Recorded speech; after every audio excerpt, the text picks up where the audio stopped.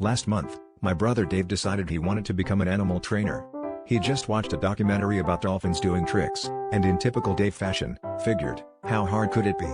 The only problem was, the only animal he owned was a single goldfish named Mr. Bubbles. Undeterred, he set up a whole training schedule, complete with a whistle and a tiny plastic hoop. I thought he was joking, but nope, every morning, there he was, crouched next to the tank, whistling and tossing in flakes like he was running SeaWorld for one very confused fish. At first, the only thing Mr. Bubbles seemed to learn was that Dave's whistle meant food, but Dave was convinced he could teach him more.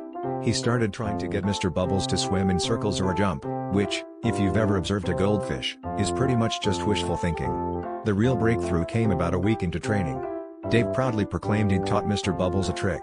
Whenever Dave held up a flake and tapped the glass twice, the fish would float upside down for a second, then right himself and swim over for the treat.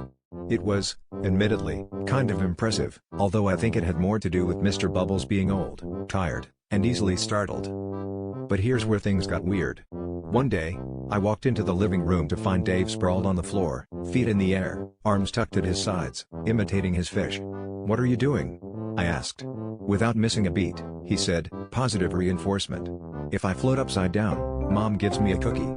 Apparently, seeing a fish get treats for flipping over had inspired Dave to try the same technique with our mom.